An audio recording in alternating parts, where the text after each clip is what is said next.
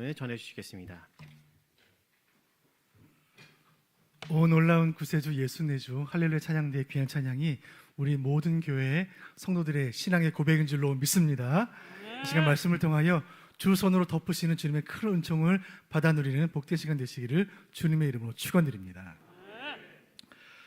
서울대에서 소비심리학을 가르치시는 김난도 교수께서 우리 시대 청춘들의 고된 삶을 위로하기 위한 책을 한 권 집필한 적이 있습니다. 책의 제목이 아프니까 청춘이다. 이 시대 젊은이들이 얼마나 고된 삶을 살고 있는지 그 책에 잘 나타나 있었습니다. 그리고 그 후에 제가 잘 아는 선배 목사님께서 이의수 목사님 분이 계시는데 그분께서 책을 쓰셨어요. 아플 수도 없는 마흔이다. 20대만 힘든 것이 아니라 40대도 힘들다는 메시지예요. 여러분 긴 인생길을 살아오면서 힘들지 않으신 때가 있으셨습니까? 독일 철학자 로마노 과르디니는 그의 책 삶과 나이라는 책을 통해 인생의 시기마다 발생하는 위기와 그에 따른 극복 방안을 제시하고 있어요. 유년기와 청년기 사이에는 사춘기라는 위기가 찾아옵니다. 또 청년기와 성년기 사이에는 경험의 위기가 있고 성년과 중년 사이에는 한계 경험의 위기, 그리고 중년과 노년 사이에는 분리의 위기가 찾아오는 이 학자의 이론이에요. 이 학자들의 어려운 이론들을 깊이 연구하지 않더라도 우리 인생은 위기의 연속이라는 사실을 우리는 잘 알고 있습니다. 겨울 바닷가에 가보셨습니까? 백사장으로 하얗게 밀려오는 파도처럼 하나의 파도가 밀려오면 그 다음 또 하나의 파도가 곧이어 오는 것처럼 인생의 하나의 위기가 지나가면 또 다른 위기가 밀려오는 것이 우리의 인생이 아닐까요? 새해가 되었고 설날이 지나갔고 입춘이 지나갔고 2월의 첫 주가 되었습니다. 한 달 전 송구 영신 예배를 드리며 마음속에 2023년에는 꼭 이 일을 하리라 계획했던 새해 계획들은 안녕하십니까? 성경 통독, 성경 필사, 다이어트, 운동 이 목표를 세우신 분들 한 달 만에 벌써 계획이 위기가 찾아오신 것은 아닐까요? 방역 지침이 완화가 되어 3년 만에 드디어 실내에서도 마스크를 벗을 수 있게 되었습니다. 그동안 아름다운 얼굴을 가리고 다니느라 억울했던 분들께는 드디어 기회가 되었습니다. 여러분의 미모를 온 세상에 알릴 기회가 됐습니다. 반면에 마스크를 벗어야 하는 것을 기회가 아니라 위기로 생각하는 분들도 많이 계신 것 같습니다. 여러분은 어느 쪽이신가요? 코로나라는 세계적인 위기가 지나가고 있지만 우리가 인생 살면서 또 다른 팬데믹, 또 다른 세계적인 위기가 오지 않으리라는 보장이 어디에 있습니까?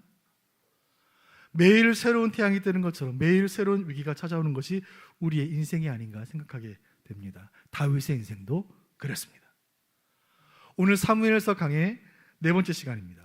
첫 번째 시간에 사무엘상 16장에서 무명의 용사 다윗이 성경의 무대에 등장하는 순간을 보았습니다. 17장에서 거인 전사 골리앗을 물리친 소년 전사 하나님의 전사 다윗을 만났습니다. 18장에서 왕자 요나단과의 우정을 통하여 생명의 위협에서 벗어나는 다윗을 보았습니다. 오늘 21장 본문은 요나단과의 작별 이후에 위기를 만난 다윗의 이야기로 이어져 갑니다. 쫓고 쫓기는 생사를 건 추격전이 시작이 되었습니다. 쫓는 자 사울, 쫓기는 자 다윗. 사울은 땅 끝까지라도 쫓아가 다윗을 죽일 기세였습니다. 그 사울을 피하기 위해 요나단과 작별한 다윗은 다시 광야로 향하게 되죠.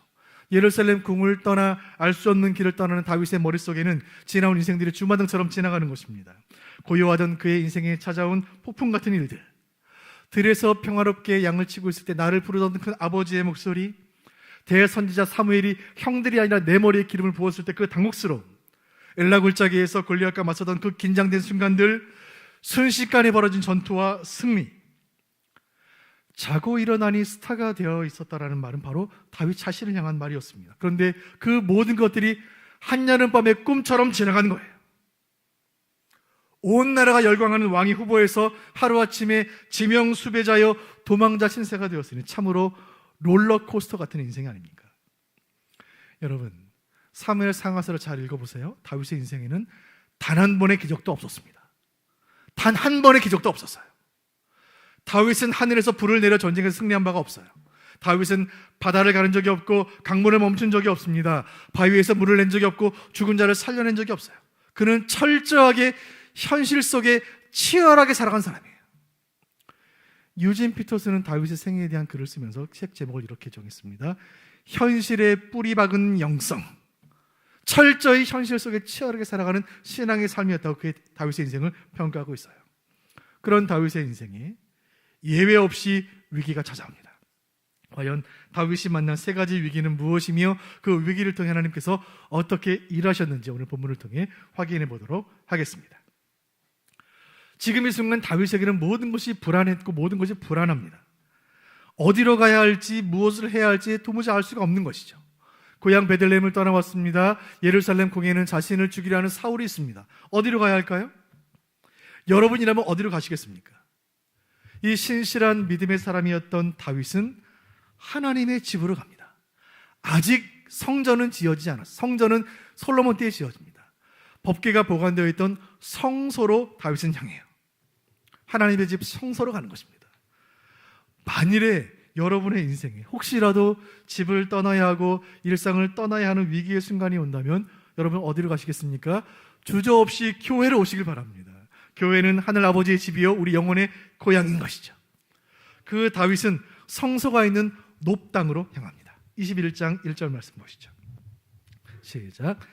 다윗이 노베 가서 제사장 아히멜렉에게 이르니 아히멜렉이 떨며 다윗을 영접하여 그에게 이르되 어찌하여 내가 홀로 있고 함께하는 자가 아무도 없느냐 하니. 아멘. 아멘.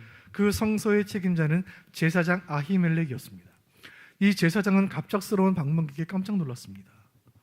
제사장은 다윗을 즉시 알아봤어요. 아, 다윗이구나.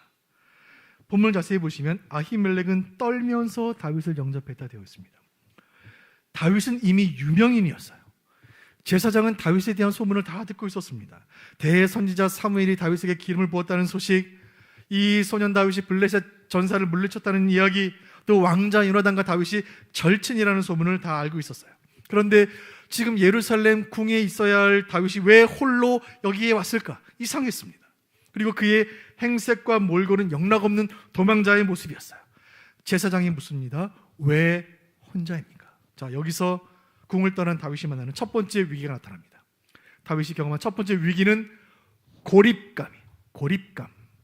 고립감이라는 말은 혼자 있는 사람이 느끼는 고통과 외로움이에요. 고립감. 제사장은 다윗에게 묻습니다. 본문 다시 보여주세요. 21장 1절. 어찌하여 내가 홀로 있느냐? 함께하는 자가 아무도 없느냐? 갑작스러운 질문 앞에 다윗은 가슴이 턱 막혔습니다. 아, 그렇구나. 지금 내가 혼자구나. 내 곁에 아무도 없구나. 나는 혼자구나. 아버지도 없고 형제들도 없고 나에게 기름 붓던 선지자도 지금 내 곁에 없고 나에게 환호하던 여인들도 없고 백성들도 없구나. 친구 요나단도 내 곁에 없구나. 나는 혼자구나.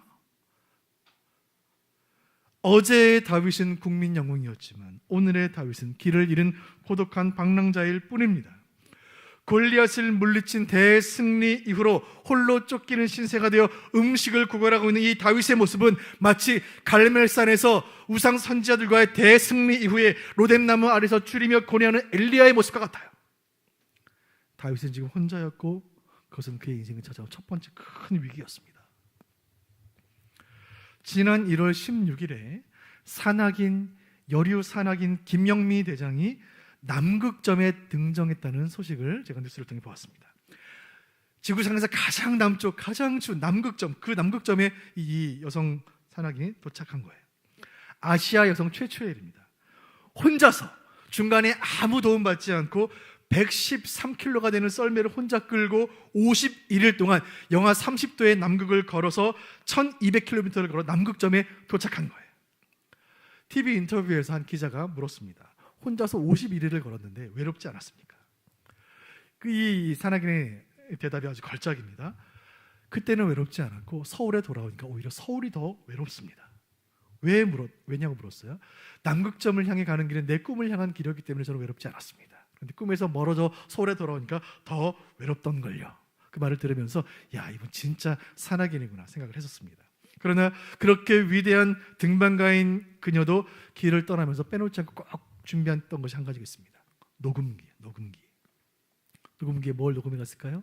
가족들의 목소리, 친구들의 목소리, 사람들 수다 떠는 소리, 자동차 경적 소리, 도시의 소음들을 녹음해 간 거예요. 그래서 잘 때마다 외로울 때마다 그 소리를 들었다는 거예요. 이 등반가는 오랜 경험을 통하여 등반에 있어서 가장 큰 위기는 추위나 배고픔이 아니라 외로움, 즉 고립감이라는 사실을 잘 알고 있었습니다. 여러분, 정말 견디기 힘든 것은 외로움이에요. 세상 살다 보면 야, 나 혼자구나 하는 생각이 들 때가 있습니다. 내 곁에 아무도 없구나. 내 인생이 위기처럼 느껴지는 순간이 있는 거예요. 특별히 성도가, 하나님 백성이 이 패역한 세상에 살다 보면 영적인 고립감을 느낄 때가 있습니다. 최근에 서울시 의회가 한 조례안을 수정을 하다가 거센 반발에 부딪혀 수정을 중단했어요. 그 내용이 무엇이냐면 성관계는 혼인관계 안에서만 가능하다는 내용을 추가하려고 하다가 반대에 부딪혀 추가를 못하고 있는 거예요. 여러분 이해하셨습니까 지금요?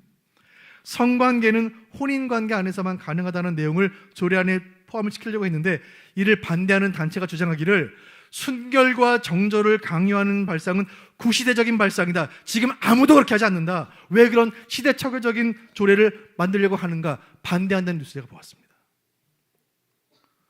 여러분, 순결과 정절을 지키는 것이 시대착오적인 생각입니까? 여러분, 대체 이 나라가 어디로 가고 있습니까? 여러분, 세상이 어떻게 되고 있습니까? 세상이 바로 가고 있습니까?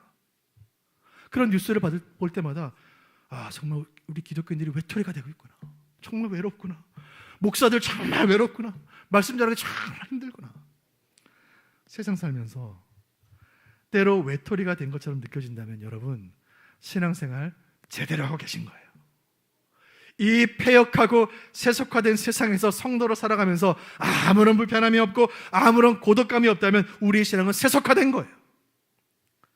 세상 모두가 넓은 길, 쉬운 길, 편한 길을 걸어가는데 나 혼자 좁은 길을 걷다고 생각하게 될 때 그때 찾아오는 고립감이 있습니다. 다윗은 고립감을 느꼈어요. 그는 혼자였고 그것이 그의 인생의 첫 번째 위기였습니다. 두 번째 위기, 그것은 두려움이에요. 두려움. 그 인생에 찾아온 두 번째 위기는 두려움이었습니다. 높당에서 선한 제사장을 만나 그에게 음식을 얻고 무기를 구하게 되었지만 다윗의 상황이 크게 달라지지는 않았습니다. 사울 왕은 여전히 살기 등등했고 이스라엘 군대를 총동원해서 다윗을 쫓고 있었으니 그 군대에 추격당하는 것은 시간 문제였습니다. 다윗은 생각합니다. 이 땅 이스라엘에는 더 이상 왕의 눈을 피할 곳이 없구나. 나를 알아보는 이가 없는 땅으로 가야겠구나. 그래서 다윗은 국경을 넘어요. 이스라엘과 국경을 마주 대하고 있던 이 나라는 블레셋이고 다윗이 도착한 성은 블레셋 땅 가드 성입니다. 여러분, 가드라는 지명이 익숙하시죠? 우리는 블레셋 가드 출신 한 군인을 알고 있습니다. 가드 사람 골리앗. 다윗이 사울을 피해 간 곳이 블레셋 땅 가드성, 즉 골리앗의 고향이었으니 자기가 물맷돌로 죽인 골리앗의 고향 땅에 가게 되었으니 여우를 피하려다 호랑이 굴에 들어간 꼴이 된 것입니다. 가드 왕 아기스의 신하들은 다윗을 발견하고 즉시 이 소식을 왕에게 보고합니다. 11절 보시죠. 11절 시작. 아기스의 신하들이 아기스에게 말하되 이는 그 땅의 왕 다윗이 아니니까 우리가 춤추며 이 사람의 일을 노래하여 이르되 사울이 죽인 자는 천천히요 다윗은 만만히로다 하지 아니하였나이까 한지라. 아멘. 가드성의 왕의 신하들이 깜짝 놀라 다윗이 성에 도착했다는 사실을 왕에게 보고합니다. 보고하는 내용 중에 본문 자세히 보세요. 신하들이 왕에게 말하기를 다윗을 그 땅의 왕이라고 말해요. 이스라엘 왕이라고 말해요. 실은 다윗은 아직은 왕은 아니에요. 그러나 그 블레셋 사람들은 기억하고 있었습니다. 엘라 골짜기의 골리앗과 전투의 그 순간에 이스라엘 왕이었던 사울보다 더 왕다웠던 그 다윗, 그 다윗이 승리했을 때 온 나라가 다윗에게 환호했던 그 환호 소리를 블레셋 사람들 모두가 다 기억하고 있는 거예요. 그 골리앗을 죽이는 원수가 제 발로 가드성으로 들어온 것입니다. 도간에 된 쥐라는 말이 딱 맞는 순간이 아닙니까? 가드 왕의 말 한마디면 다윗은 목이 날아갈 순간이었어요. 다윗은 생각합니다. 이렇게 죽을 수는 없다. 어떻게든 이 위기를 벗어나야만 했어요. 그래서 그는 이렇게 합니다. 13절 보겠습니다. 시작.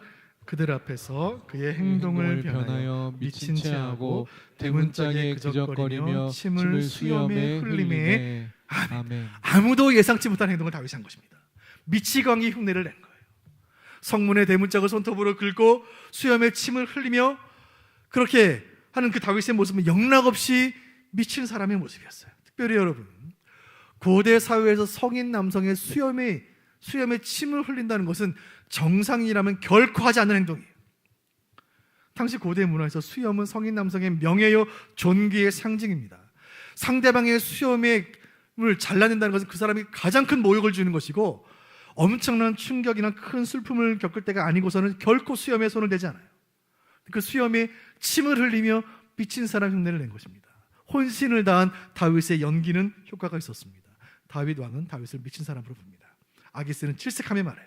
이 미친 사람이 무슨 영웅인가, 둬서 돌려보내라. 이렇게 다윗은 가까스로 위기를 모면하게 되고 그 가드성을 탈출하게 됩니다.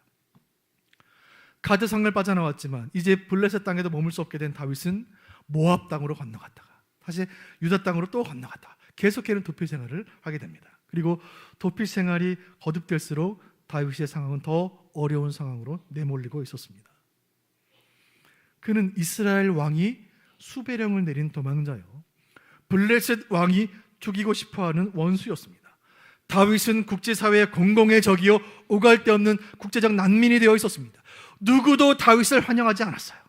언제 어디서 어떻게 목숨을 잃게 될지 알 수 없는 순간이었습니다. 다윗은 두려웠어요. 다윗은 두려웠습니다. 여기에 다윗의 인생을 찾아온 두 번째 위기가 있습니다. 어디로 가도 피할 수가 없었던 이 위기의 정체는 두려움입니다. 여러분, 우리 인생에는 그림자처럼 따라다니는 두려움이 있어요. 건강에 대한 두려움이 있습니다. 관계에 대한 두려움이 있는 거예요. 물질에 대한 두려움이 있습니다. 이 두려움은 신앙과 상관이 없고 직분과 관계가 없습니다. 산다는 것은 어쩌면 매일매일 두려움과의 싸움일지 모릅니다. 여러분, 왜 용맹한 다윗이 블레셋으로 망명했을까요? 두려움 때문이에요. 왜 전사인 다윗이 이방왕 앞에서 수염에 침을 흘리며 미친 사람 흉내를 내며 그의 존엄과 자존심을 뭉개는 행동을 했을까요? 죽음에 대한 두려움 때문인 거예요. 출생 직후부터 죽는 그 순간까지, 요람에서 무덤까지 평생에 걸쳐 우리를 괴롭히는 이 적의 이름은 두려움입니다. 다윗은 혼자였고 그는 두려웠습니다. 이 두 가지 위기에 한 가지 치명적 위기가 더해집니다. 세 번째 위기, 그것은 상처입니다. 상처. 자, 쫓기는 자와 쫓는 자의 숨막히는 추격전이 계속됩니다.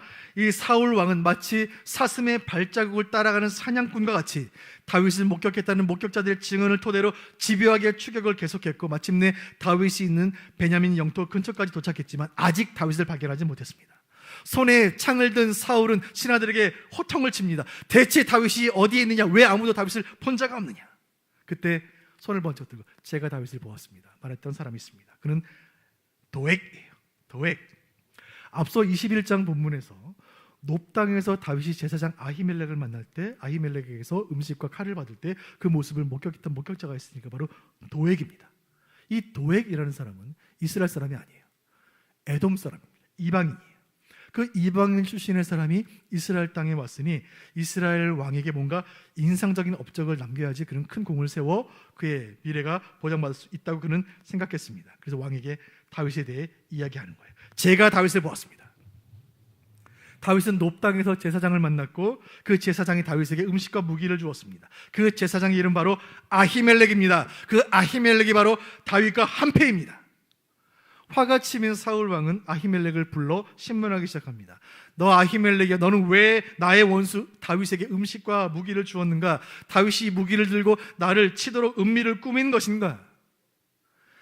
제사장 다윗은 다그치는 사울 왕의 그 이야기를 듣고서 이제 모든 것을 파악했습니다. 왜 다윗이 쫓기는 몸으로 자신을 찾아왔었는지, 왜 다윗이 무기를 원했는지, 왜 다윗이 자신에게 거짓말을 했는지 다 알게 된 거예요. 아히멜렉 이 제사장은 강직한 믿음의 사람이었고 무엇보다 영안이 열린 사람이었습니다. 모든 상황을 영적으로 파악했어요. 22장 14절 말씀 같이 보시죠.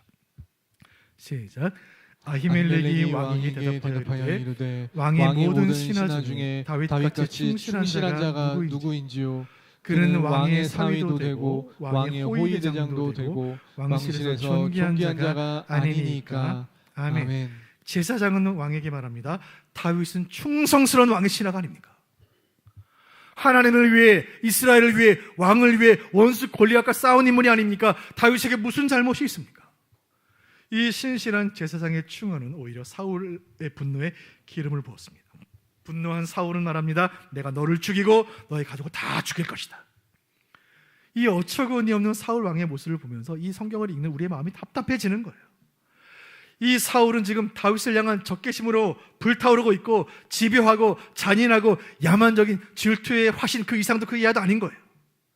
왕은 제사장 아히멜렉은 물론이요 그와 함께 섬기는 모든 제사장을 다 죽이라고 명령해요. 아무리 왕의 명령이지만 하나님께서 기름 부어 세워진 제사장을 칼로 죽일 사람은 아무도 없었어요. 모두가 망설이고 있을 때 도액이 다시 한번 손을 들고 앞으로 나갑니다. 이 권력의 눈이 먼 이 탐욕스러운 에돔 사람 이 이방인은 하나님 믿지 않았고 하나님 두려워하지 않았고 하나님의 제사장을 죽이는 일에 전혀 거리낌이 없었어요. 18절 말씀 보겠습니다. 18절 시작.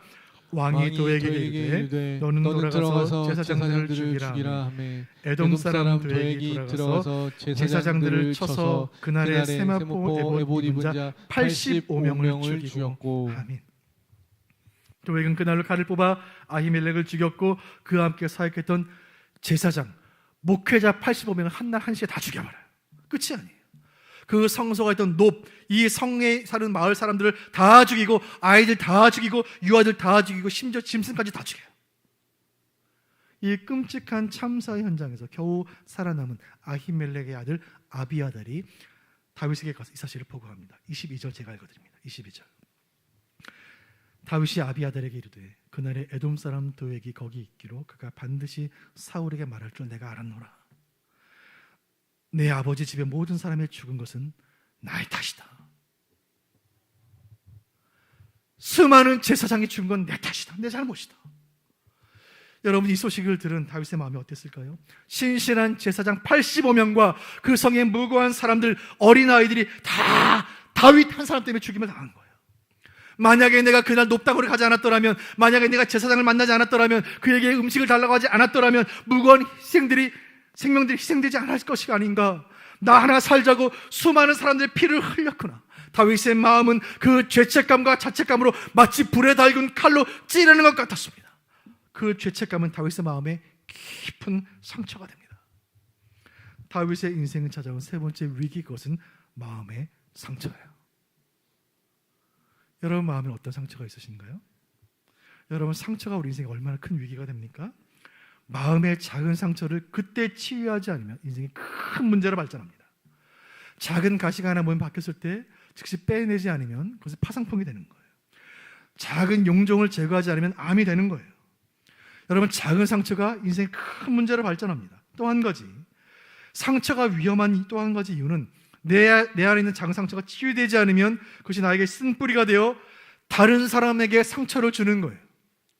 만나는 사람들에게 말로, 행동으로, 또 눈빛으로 상처를 주는 거예요. 이 상처가 정말 위험하고 위태스러운 것은 상처를 주는 본인은 정작 모른다는 거예요. 상처를 받은 사람은 아는데 주는 자신은 모르는 거예요. 여러분 다윗은 지금 세 가지 큰 위기를 겪고 있습니다. 고립감, 나는 혼자구나. 죽음에 대한 두려움, 쫓겨다니는 자의 공포, 세 번째 마음의 죄책감과 상처. 도피 생활 중에 거듭되는 위기를 겪으면서 다윗의 인생은 미궁 속으로 빠져들고 있습니다. 그런데 여러분, 뜻밖의 예상치 못한 곳에서 고요한 반전이 일어나게 되는데 그것은 유대 광야 아둘람 굴이었습니다. 22장 1절 같이 보시죠. 그러므로 시작. 그러므로 다윗이 그곳을 떠나 아둘람 굴로 도망치매 그의 형제와 아버지의 온 집이 듣고 그리로 내려가서 그에게 미쳤고 아멘. 다윗은 피할 곳이 없어, 갈 곳이 없어, 있을 곳이 없어 아둘람 굴로 갑니다.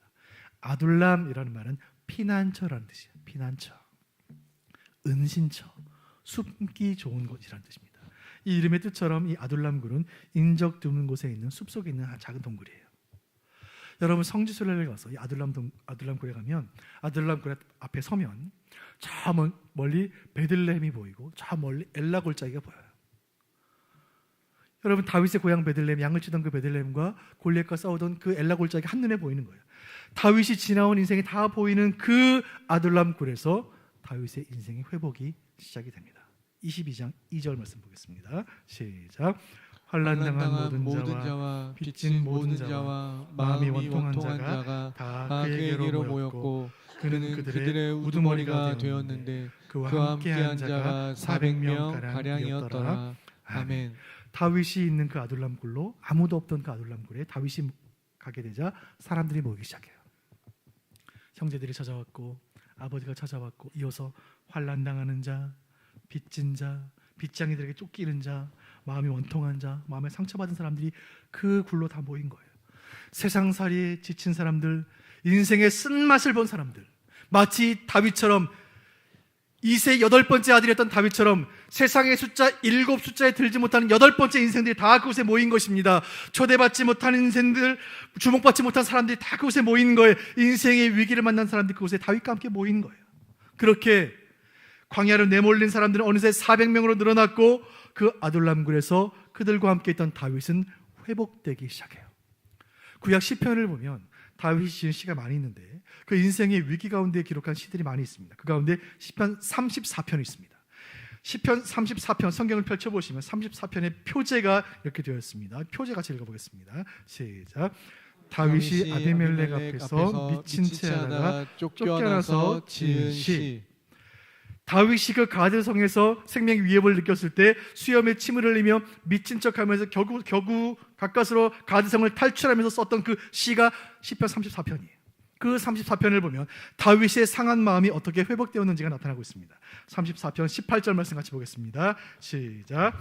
여호와는 마음이 상한 자를 가까이 하시고 중심으로 통회하는 자를 구원하시는도다. 아멘. 사랑하는 성도 여러분, 인생의 위기를 만난 다윗이 마음에 큰 상처를 가지고 굴을 향했던 다윗이 그 굴에서 하나님을 만나고 그 하나님께서 그의 상한 마음을 치유하신 줄로 믿으시기를 바랍니다. 이 말씀 그대로, 다윗의 고백 그대로 우리 하나님은 마음의 상한 자를 가까이 하시고 그를 회복하시고 구원하시는 좋으신 하나님이신 줄로 믿으시기를 바랍니다. 그 굴에서 다윗의 고립감이 해소되었습니다. 내가 혼자가 아니구나. 형제들이 날 찾아왔구나. 이 400명의 사람들이 나와 함께 하는구나. 무엇보다 하나님이 나와 함께 하시는구나. 그의 두려움이 사라지는 것입니다. 이제 어디로 가야 할지 고민할 필요가 없었습니다. 이곳 아둘람굴, 하나님께서 나를 지도자로 세우신 이곳 공동체, 여기가 내가 있을 곳이구나. 이 사람들과 함께 나는 다시 시작하리라. 세 번째, 그의 상처가 치유되기 시작한 것입니다. 내가 그동안 받았던 이 수많은 상처는 이 땅의 또 다른 사람들의 상처를 이해하고 그들을 끌어안고 그들을 위해 기도하고 그들과 함께하고 이들을 섬기게 하시기 위한 하나님의 계획이었구나. 모든 것 다 하나님의 뜻이었구나.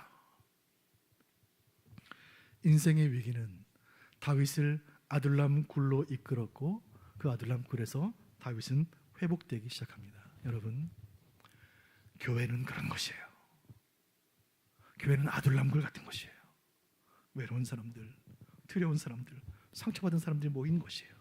그러나 교회는 그저 상처받은 사람들이 모여서 서로 상처에 대해 이야기하고 나만 힘든 게 아니구나, 이 사람들 힘들구나, 저 사람들 힘들구나, 다 같이 힘들구나, 그저 위안 삼고 끝나는 것이 아니라 교회에 모여 하나님 찬양하고 말씀 듣고 새 힘을 공급받아 하나님 만나 그 말씀과 능력으로 심령이 새롭게 되어 이제는 또 다른 상처받은 누군가를 섬기며 그들을 치유하는 일 가운데 헌신하는 것, 이것이 교회요, 이것이 교회가 세상을 변화시키는 방식인 줄로 믿습니다.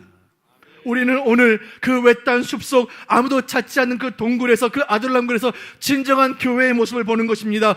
교회는 환난당한 자, 배척당한 자, 상처받은 영혼, 계속되는 인생의 위기로 지친 심령들이 피난처 되시는 예수의 이름으로 모인 공동체인 줄로 믿으시기를 바랍니다. 그래서 교회는 세상과 다른 공동체라 말하는 거예요. 여러분, 교회는 세상과 달라요. 교회는 아무리 세상적으로 대단한 인물이 예배에 참여해도 세상에서만큼 그 사람을 환영해 주지는 않아요. 교회는 아무리 세상에서 어려운 사람이 찾아와도 누구도 그 사람을 가볍게 여기지 않는 것이에요. 이 말씀을 나누면서 제 마음에 품은 간절한 기도의 소원은 이것입니다. 주님, 우리 수원북부교회는 영혼의 피난처가 되게 하여 주옵소서. 갈 곳 없는 사람들 이 교회에 와서 치유받게 하여 주옵소서. 주님, 우리 교회는 목양의 사각지대가 없게 하여 주옵소서. 홀로 아픈 사람, 홀로 외로운 사람, 홀로 힘든 사람 아무도 없게 하여 주옵소서. 우리 모두는 예수님 마음으로, 목자의 마음으로 서로를 사랑하며 섬기는 따뜻한 돌봄 공동체가 되게 하여 주옵소서. 함께 기도하기를 간절히 원합니다. 오늘 말씀을 통해 주신 하나님의 말씀을 이 한 문장으로 요약해 볼 수가 있겠습니다. 결론의 말씀 같이 읽어보겠습니다. 시작. 하나님은 위기를 통해 그 백성을 연단하신다. 다시 읽겠습니다. 시작. 하나님은 위기를 통해 그 백성을 연단하신다. 아멘. 이스라엘 역사에서 통일 왕조를 통치했던 왕은 딱 3명이 있습니다. 첫 번째 왕 사울, 두 번째 왕 다윗, 세 번째 왕 솔로몬이에요. 셋 다 이스라엘 왕이에요. 그런데 이 세 왕은 왕이 되는 과정이 달랐어요. 첫 번째 왕 사울은 제비뽑기로 순전하게 왕이 되었습니다. 세 번째 왕 솔로몬은 왕의 아들로 태어나 자연스럽게 왕이 되었어요. 이 첫 번째 왕, 세 번째 왕과 비교한다면 두 번째 왕이 다윗이 왕이 되는 과정은 말할 수 없이 길고도 험난했어요. 그리고 첫째 왕 사울과 세 번째 왕 솔로몬과 비교한다면 두 번째 왕 다윗은 비교할 수 없을 만큼 위대해요. 왜요? 다윗은 불처럼 연단받았기 때문이에요. 다윗 못지않게 위기를 통해 연단받은 또 한 명의 사람인 사도 바울은 이렇게 말합니다. 로마서 5장 3절 4절 같이 보겠습니다. 시작. 다만 이뿐 아니라 우리가 환난 중에도 즐거워하나니 이는 환난은 인내를, 인내는 연단을, 연단은 소망을 이루는 줄 알미로다. 아멘. 여기 연단이라는 말을 권위 있는 영어 성경들은 캐릭터라는 단어로 봐요. 캐릭터, 성품, 즉 연단된 인격, 단련된 성품이라는 말이에요. 환난이 연단된 성품을 맞는다는 이 깨달음을 사도 바울은 얻은 거예요. 선교하면서 수많은 환난과 위기 가운데 그의 인격이 단련되고 변화되어 알았다는 사실을 깨달은 바울은 이렇게 고백하는 것입니다. 나는 환난 중에도 즐거워하노라. 왜요? 환난을 통해 내가 더 단단한 믿음의 사람으로 변화될 것을 믿기 때문입니다. 이 사도 바울의 힘찬 고백이 저와 여러분의 고백이 되기를 주님의 이름으로 축원드립니다. 말씀을 맺으려고 합니다. 여러분, 지금 어떤 위기를 겪고 계시나요? 갑작스러운 인생의 위기를 만나 겨우겨우 위기를 넘겼는데 또 다른 위기가 찾아온 것을 느끼십니까? 내 곁에 아무도 없다는 고립감을 느끼시나요? 나 혼자라는 외로움으로 잠 못 드는 밤을 보내고 계십니까? 그림자처럼 따라다니는 두려움으로 불안하십니까? 마음의 험한 상처로 인해 고통 중에 계십니까? 사랑하는 교우 여러분, 이 말씀을 기억하시길 바랍니다. 하나님께서 나를 지금 담금질 하시는구나. 하나님이 나를 쇠망치로 두드리시는구나. 하나님 나를 풀무불로 단련하시는구나. 비록 이 시간은 고통스럽고 아프겠지만 그러나 이 시간을 통해 나는 더 단단해지겠구나. 나는 더 정결해지겠구나. 지난 3년 한국교회 코로나 팬데믹으로 인하여 전대미문의 위기의 시간을 보내게 하셨으니 이제 그 위기의 끝자락에서 이 불같은 시험과 위기를 통과하여 우리 한국교회는 세계 선교를 위해 하나님 나라를 위해 더욱더 정금같이 쓰임받게 될 줄로 믿으시기를 바랍니다. 고난을 만날수록 성도는 더 단단해지는 것이고 위기를 통과할수록 교회는 더 굳세질 줄로 믿으시기를 바랍니다. 한국인들이 참 좋아하는 큰 배우 가운데 김혜자라는 배우님이 계세요. 김혜자 배우님 여러분 아시죠? 전원일기 때부터 사랑이 뭐길래 지나서 봉준호 감독의 엄마라는 그 영화 일기까지 참 대단한 배우예요. 이 김혜자 배우님은 남대문 교회 권사님이신데 월드비전의 친선 대사로서 활동하시는 귀한 크리스찬이세요. 이분이 2019년에 백상예술대상에서 대상을 받으셨는데 그때 수상소감이 너무나 감동적이어서 제가 좀 가져와 봤습니다. 제가 읽어드릴게요. 김혜자 배우님의 수상소감입니다. 내 삶은 때로 불행했고 때론 행복했습니다. 새벽에 쨍한 차가운 공기, 꽃이 피기 전 부는 달콤한 바람, 해질 무렵 우러나는 노을의 냄새, 어느 한 가지 눈부시지 않은 날이 없었습니다. 지금 삶이 힘든 당신, 이 세상에 태어난 이상 당신은 이 모든 걸 매일 누릴 자격이 있습니다. 후회만 가득한 과거와 불안하기만 한 미래 때문에 지금을 망치지 마세요. 오늘을 살아가세요. 눈이 부시게. 인생의 연륜이 느껴지는 이 대배우의 수상소감 속에는 고단한 우리 인생에 대한 신앙의 통찰과 믿음이 담겨 있습니다. 간절히 바라기는 저와 여러분의 인생이 위기의 연속일지라도 이 위기를 통하여 하나님께서 우리를 연단하신 줄로 굳게 믿으며 하루하루를 소중히 여기며 가치 있게 눈부시게 살아가는 저와 여러분 되시기를 주님의 이름으로 축원드립니다. 이 마음의 소원을 담아 내가 늘 의지하는 예수,